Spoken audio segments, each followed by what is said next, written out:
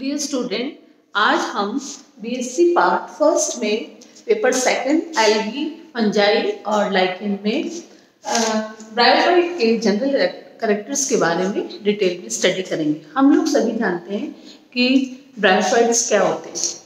Bryophytes जो ये plant kingdom का जो ग्रुप है, अगर हम जब प्लांट किंगडम में देखते हैं तो प्लांट किंगडम में हम दो पार्ट्स में प्लांट्स को पढ़ते हैं, क्रिप्टोगेम्स और फेलोगेम्स। क्रिप्टोगेम्स का मतलब होता है कि ऐसे पादपों का ग्रुप जिसमें जो अपुष्पोद्भिद कहलाते हैं। हिंदी में क्रिप्टोगेम्स को अपुष्पोद्भिद कहा जाता है। अपुष्पोद्भिद का मतलब होता है कि ये ऐसा प्लांट ग्रुप है जिसमें पुष्प, फल और बीज, पुष्प भी नहीं बनेगा तो पुष्प नहीं है तो फल बीज का भी निर्माण नहीं होता, उसको हम क्रिप्टोगेम्स कहते हैं। और फेलोगेम्स को पुष्पोद्भिद का ग्रुप कहा जाता है। पुष्पोद्भिद का मतलब होता है जैसे ऐसा प्लांट ग्रुप जिसमें फ्लावर फॉर्मेशन होती है। फ्लावर होगा तो फ्रूट है, एंड फ्रूट्स के बाद उसमें सीड फॉर्मेशन भी होती है। तो इस प्रकार से जो ये ब्रायोफाइट ग्रुप जो है वो क्रिप्टोगेम्स में भी क्रिप्टोगेम्स का ग्रुप है। तो क्रिप्टोगेम में थैलोफाइट्स, ब्रायोफाइट्स और टेरिडोफाइट्स आते हैं, और फेलोगेम्स में जिम्नोस्पर्म और एंजियोस्पर्म आते हैं। हमने इसमें फर्स्ट पेपर का जो हमारा फर्स्ट ईयर का जो सेकंड पेपर है उसमें हम थैलोफाइट्स, एल्गी और फंजाई स्टडी करते हैं। तो वो एल्गी, फंजाई, थैलोफाइट्स में आएंगे, और ब्रायोफाइट्स जो अब हम पढ़ रहे हैं, और टेरिडोफाइट हमारा थर्ड पेपर है। जिम्नोस्पर्म, एंजियोस्पर्म के बारे में हम सेकेंड ईयर में पढ़ेंगे। तो आज हम डिटेल में स्टडी करेंगे ब्रायोफाइट्स क्या है और उनके सामान्य लक्षण क्या होते हैं। ब्रायोफाइट्स को अगर हम देखते हैं तो ब्रायोफाइट्स जो है वो ऐसा प्लांट ग्रुप है जिनके प्लांट्स जो होते हैं सबसे सिंपलेस्ट और प्रिमिटिव होते हैं, और इसके साथ साथ इनको किनके बीच में रखा जाता है? इन ब्रायोफाइट्स को थैलोफाइट्स और टेरिडोफाइट्स के बीच में रखा जाता है। तो ब्रायोफाइट वर्ड जो है वो एक ग्रीक वर्ड से मिलकर बना होता है, ब्रायो एंड फाइटा। ब्रायो का मतलब होता है मॉस और फाइटा का मतलब होता है प्लांट। इस प्रकार ये सबसे simplest and primitive plant group होता है और प्रेजेंट होता है इन बिटवीन थैलोफाइट्स और टेरिडोफाइट। ब्राउन ने सबसे पहले फर्स्ट टाइम ब्रायोफाइट को स्टडी किया था इन 1864। फिर शिल्पर्ड ने 1879 में इसको डिवीजन दिया। एंगलर ने बताया कि थैलोफाइट्स और एंगलर ने डिवाइड किया था इनकी क्लासिफिकेशन के अकॉर्डिंग थैलोफाइट्स और एम्ब्रोफाइट। थैलोफाइट ऐसा ग्रुप है जिसमें एम्ब्रो नहीं बनता है, और एम्ब्रोफाइट है जिसमें एम्ब्रो बनते हैं। अब एम्ब्रोफाइटर में भी ऐसा ग्रुप जिसके अंदर वेस्कुलर टिश्यू प्रेजेंट होंगे, वो तो ट्रेकेटा भी लगाएगा और ट्रेकेटा, और जिसमें ऐसे एम्ब्रोफाइट्स जिसमें एम्ब्रो तो बनता है लेकिन सबमेन उत्तकों का अभाव होता है, उसको अट्रेकोफाइट्स कहते हैं। तो ब्रायोफाइट जो होता है इसकी जब डेफिनेशन हम देखेंगे कि ये सबसे सिंपलेस्ट प्रिमिटिव प्लांट होते हैं, और ये फर्स्ट टेंसिल प्लांट हैं, उनमें वेस्कुलर टिश्यू नहीं होता लेकिन ये एम्ब्रियोनिक प्लांट होते हैं। तो एक लाइन में अगर हमको डेफिनेशन देनी होगी बताएंगे, this is simplest primitive first tensile plant with embryo without non vascular tissue. और जब इन ब्रायोफाइट्स को ही हम देखते हैं कि ये वैसे तो स्थल पर रहने वाले प्लांट हैं, लेकिन इनको अपनी जीवन की पूरी अवस्था में अपने टाइम लाइफ साइकिल को कंप्लीट करने के लिए वाटर की आवश्यकता होती है। जल जो है वो किसी न किसी अवस्था में इनको, जल जो होता है वो जीवन की किसी न किसी अवस्था में वाटर इज नेसेसरी होता है, पानी की जरूरत होती है, इसलिए इनको जल में भी जाना पड़ता है। तो ये एक प्रकार के एम्फीबियंस हो गए। एम्फीबियंस हम देखते हैं कि जैसे फ्रॉग है, फ्रॉग को जल और थल दोनों पर रहता है। तो यहाँ पर भी ये है कि इसको होता तो स्थल पर है लेकिन अपनी किसी न किसी अवस्था में इसको लाइट वाटर की नेसेसिटी है तो वाटर पे जाएगा, तो जल और थल में दोनों रहता है, इसलिए इसको हम एम्फीबियंस ऑफ प्लांट किंगडम भी कहते हैं। पादप जगत के उभयचर ये कहलाते हैं। और सबसे पहले जो ब्रायोलॉजी की स्टडी करते हैं वो ब्रायोलॉजिस्ट कहलाते हैं। स्टडी ऑफ ब्रायोफाइट्स ब्रायोलॉजी कहलाती है। और ब्रायोलॉजी के जो फादर ऑफ ब्रायोलॉजी हैं वो तो जो है उनका नाम था F Cavers. Father of bryology F Cavers. Cavers, और father of Indian biology, father of Indian biology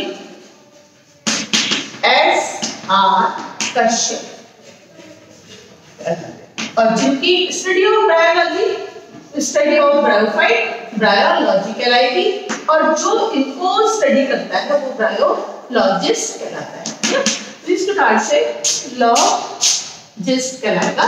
और बायोलॉजी प्रकार से ब्रायोफाइट का ये सिंपल इंट्रोडक्शन होता है कि और बायोफाइट्स होते हैं लगभग इन प्लांट्स के 960 जीनस हैं और 2400 की स्पीशीज होती हैं, और ये एम्फीबियन प्लांट्स कहलाते हैं। तो ये छोटे छोटे क्वेश्चंस हैं, वो हमको एक एक नंबर के याद रखने चाहिए कि इनको पादप जगत के उपभचर क्यों कहा जाता है, क्यों इनको फर्स्ट ये आपके एम्फीबियंस ऑफ प्लांट किंगडम कहलाएंगे, क्यों, क्योंकि इनको वैसे तो रहते हैं स्थल पर, लेकिन जीवन के किसी न किसी अवस्था में इनको जल की जरूरत होती है, तो जल में जाना पड़ता है, इसलिए जल और थल दोनों में रहते हैं, इसलिए पादप जगत के उभयचर कहलाएंगे। ऐसे क्वेश्चन आपके आ जाता है फादर ऑफ बायोलॉजिस्ट कौन है, तो आपको बताना पड़ेगा father of biology F Keber's, और father of Indian biology professor S.R. Kashyap कहलाते हैं।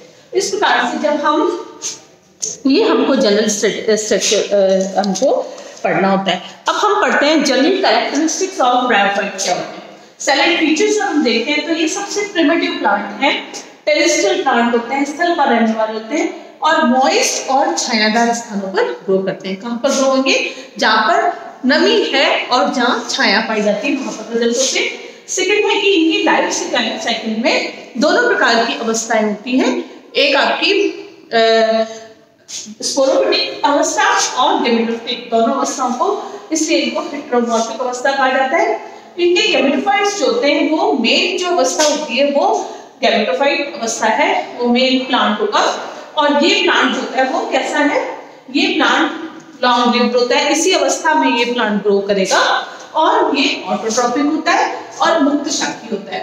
इनके स्पोरोफाइट जो होगी वो थोड़े टाइम के लिए होती है, इसलिए इसको अल्पजीवी अवस्था कहा जाता है। और ये कैसे होते हैं, डिप्लॉइड प्लांट, ये डिपेंड्स ऑन गैमेटोफाइट पे रहते हैं। तो मेन प्लांट की पूरी अवस्था के अंदर डोमिनेटिंग स्टेज जो होगी वो गैमेटोफिटिक अवस्था होगी, स्पोरोफाइट अवस्था थोड़े टाइम के लिए ही आएगी जिसको।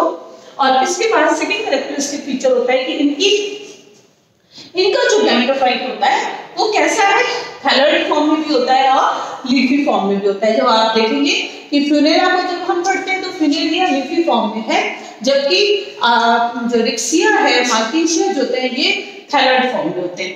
ये थैलॉइड फॉर्म है तो इन दोनों अवस्था में ये या तो जमीन के सारे भी बढ़ते हैं, उस अवस्था को हम प्रोस्टेट अवस्था कहा जाता है, और इरेक्ट भी हो सकते हैं, इरेक्ट मींस सीधा प्लांट हो सकता है। तो ये जो थैलॉइड है वो प्रोस्टेट एंड इरेक्ट होता है। इरेक्ट अवस्था में मेन इसमें एक एक्सिस होगी, और एक्सिस के साथ साथ उसमें लीफ लाइक स्ट्रक्चर्स उसमें प्रेजेंट होते हैं।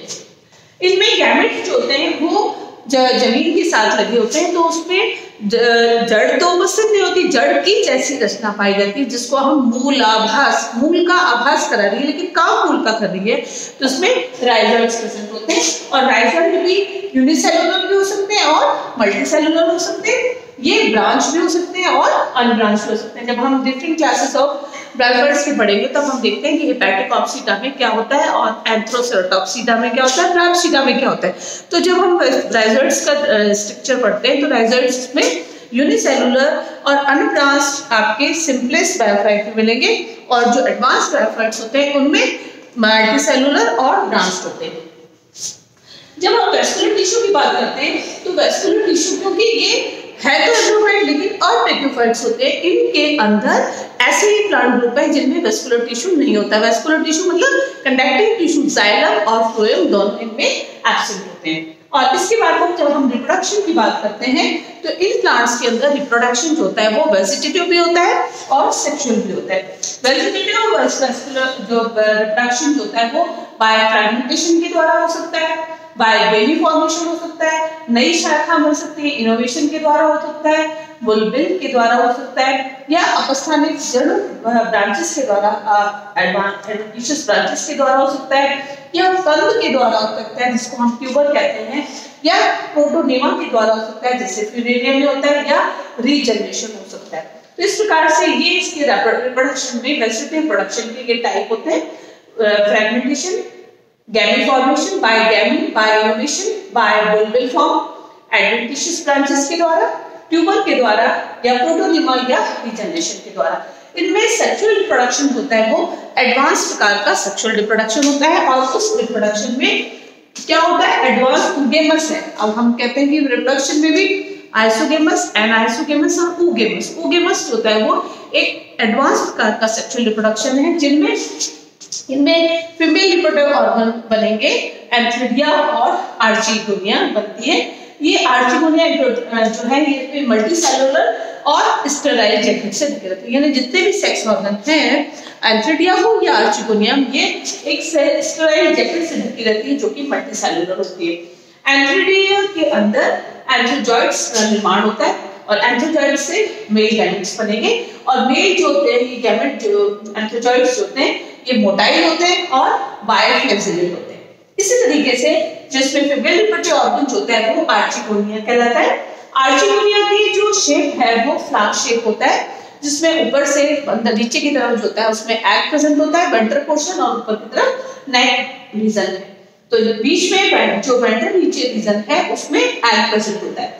जब फर्टिलाइजेशन की क्रिया होगी तो फर्टिलाइजेशन इंटरनल फर्टिलाइजेशन होता है, और इसमें पानी की जरूरत होती है, इसलिए इनको एम्फीबियंस कहते हैं। अब जब एग और एंथ्रोजॉइड्स की गैमेट्स का न्यूक्लियस का फ्यूजन होता है तो जायगोट बनेगा। जायगोट में रेस्टिंग स्टेज जो होती है वो एब्सेंट होती है। जायगोट में डिवीजन होंगे, एम्ब्रियो बनेगा, और एम्ब्रियो से वापस एम्ब्रियो में क्या होगा, अब तक की जो अवस्था थी वो एन अवस्था थी, एन और एन का फ्यूजन होगा तो 2n अवस्था बनेगी। स्पोरोफाइट वापस बनेगा। स्पोरोफाइट जो होता है इसका फुट, सीटा और कैप्सूल में डिवाइड होता है।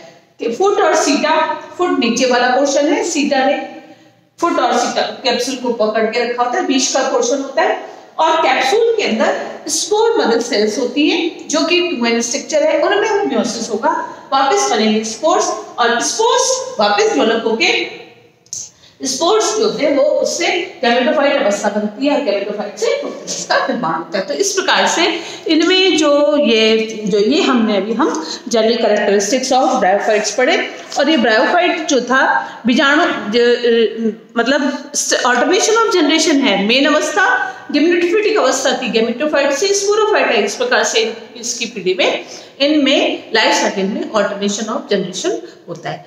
Thank you.